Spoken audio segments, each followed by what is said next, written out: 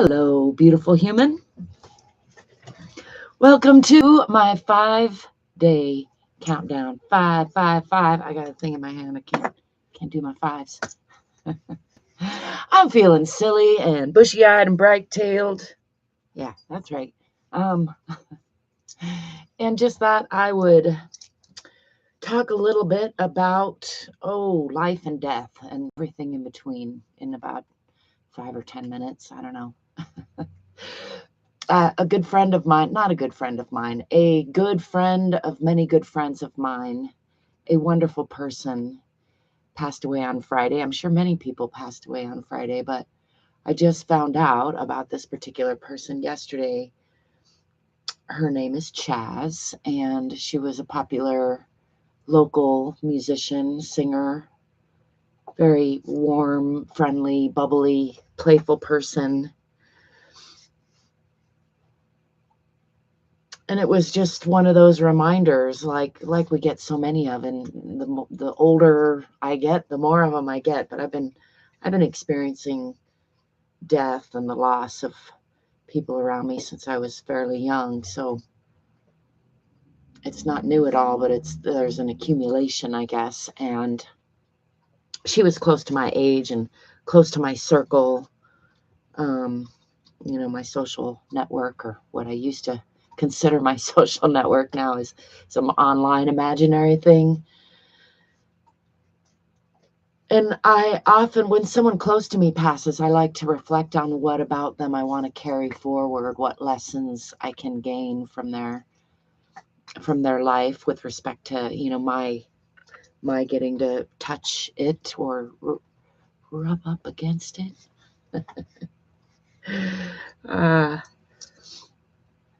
And Chaz, what I would take forward, it's kind of a two-sided thing that's coming to me right now. One of the sides is like the obvious side, which is that she was charismatic and giving and kind, and always brought a positive energy to the room. She was quite good at leading a group. She was a lead singer, something I aspire to be, and sometimes I'm able to step into, but I consider her somebody that was a little further along in that than I, a stronger singer than I. And so I can aspire to bring more of that energy forward as I move forward. When I think about what I want to take the most from having experienced her in her life, in my life, in this life. And maybe on the shadow side or the flip side of that, I've had a lot of reflections before this happened about my own place in society, my own lack of sense of safety, my own lack of sense of connection to other humans. And I had a bad fall on Friday myself, the day that it turns out she died, and I still don't know what caused her death. I haven't heard anything about that yet. I know it was sudden. Nobody was expecting it. I think she had shows lined up next week, and she was just a couple years older than me. But I fell really hard on Friday on my snowboard, and there was just a couple minutes there where I wasn't sure I was going to be okay. It's not like I thought I was going to die, but I thought I might not be able to walk. It's not like I really had a whole complete thought of like, oh my God, I'm not going to be able to walk. But I was just overcome with fear and thinking, yeah, no, I'm not okay. And my friend, who was laughing up until he asked me if I was okay, and then I said no. I said fuck a lot of times, and then no.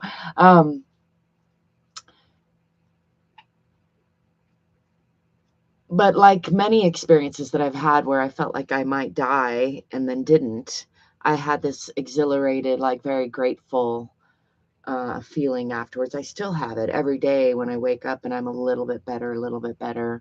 I'm feeling extra grateful to be walking, to be alive, that my body is as functional as it is. I'm wearing my back brace again today, but I was able to do most of my exercises today. I'm still taking it easy. Day one was was real easy, and then progressively I can see improvement every day, which again, I'm just so grateful for the way my body heals.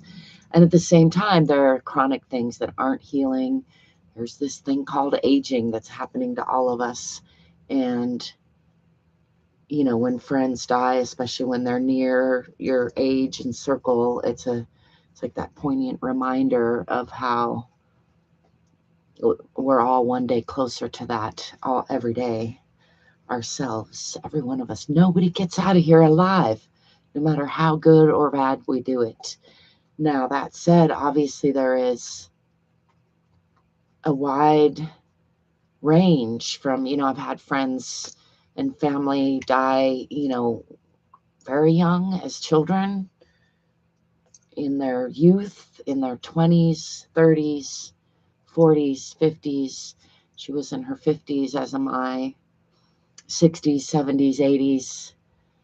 There's something about dying young that while extra tragic, also does this interesting thing where a person's memory, like story, is forever frozen in time as a younger person, which has an interesting appeal to it, I suppose. When I was younger, I was certain I would die young.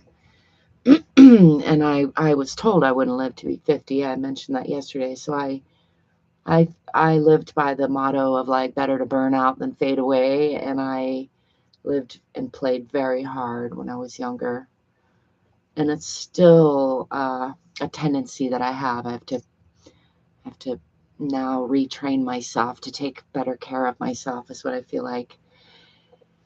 And Chaz was, like many women and men, a caretaker of others, a person who sacrificed her own well-being, perhaps, or, that might be going too far. I don't really know what sacrifices she was making, other than I know she was always that person who held a positive, calm vibe in the room. And that's something I aspire to do, but I don't always do as well as some people that I look up to, like her. So part of why I don't do it as well as I would like to from the outside is I haven't figured out how to do it without it costing me sometimes. Not always. Sometimes I think when I'm doing it right, it uplifts everyone and it doesn't cost me. But there's a way of doing that, of holding up a room, of holding space for others, that can be costly, that can be sacrificial in a way. And as a woman, I think especially we are, for better and worse. Like, I'm not trying to complain about it. I'm just saying it is a thing that our femininity is equated sometimes, or definitely entangled with, our ability to be good caretakers and to sacrifice ourselves. The very act of creating a child inside of you and creating milk out of your own flesh to give to your child is a very sacrificial type of thing. So again, I think it's like biological on a lot of levels, and then that reverberates into society, and we have psychological aspects and societal aspects, and maybe those get more questionable as we ripple out. I don't know. That's just an off the cuff thought about all of that. But what I was trying to get at is the other side of what I want to carry forward from Chaz's passing, as I reflect on my own birthday coming up and her not making it to her next birthday, and leaving us with a fairly positive, actually very positive impression of her. There's a lot of people having a lot of good things to say about her, and a lot of sadness about her sudden passing.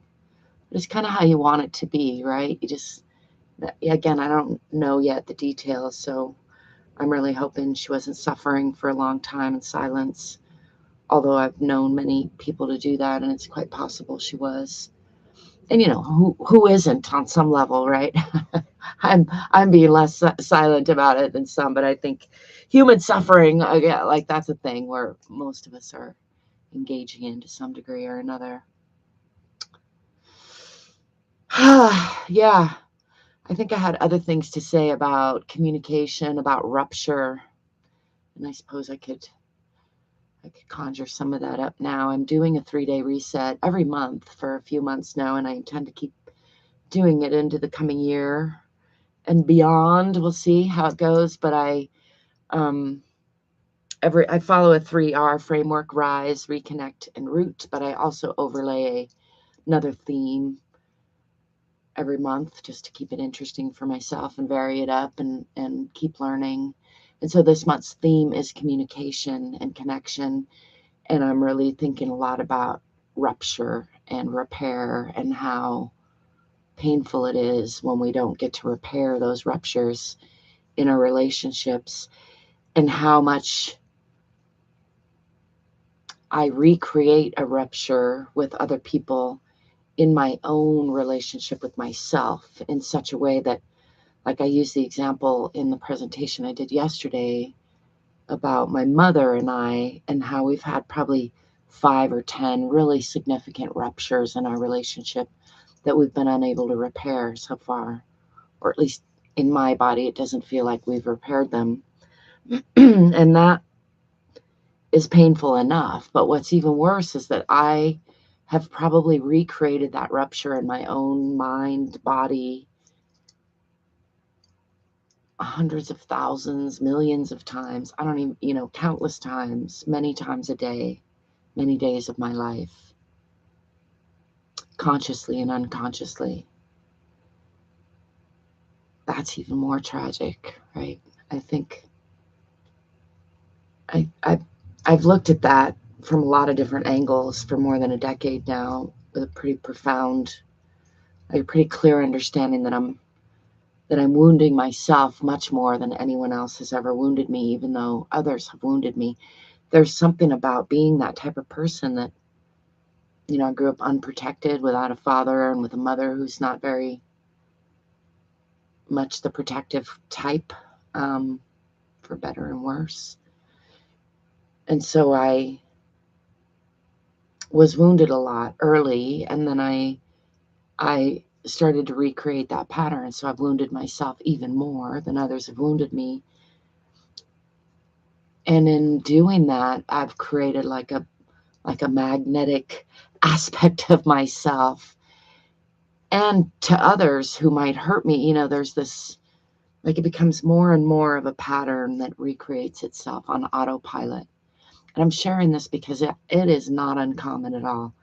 It might sound like I'm in some kind of weird experience with it. And sure, I have my own individual, unique, maybe rather extreme experience with it. But it's something many humans, maybe you, my beautiful fellow human, many humans are like caught in this trap of repeating a program that we learned early on, or that was instilled in us early on.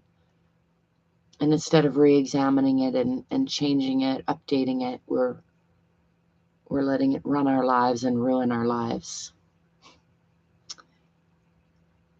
From one angle, like, I think that's just one way of looking at it, obviously. I'll stop there because I had to go walk my dogs and get over to my mama's house, help her, see if I can light the furnace, and then come back and do day 2 of my 3-day reset for January 2026. That's over in the school community, Human Reboot Dojo. You can find it if you're interested. And in any case, I thank you for being you. I really urge you to take the time and remember that it doesn't take a long time to recalibrate yourself, bring yourself back into calm coherence, instead of going out into the world with that chaotic, fear-based or anger-based energy that is being capitalized on right now out in the world, and really causing a lot of rupture and making repair very difficult for many of us. So that's my That's my ask. Plus, like and subscribe, of course. And I'll be seeing you soon. Thanks for being you. Thanks for letting me be me. Ciao for now.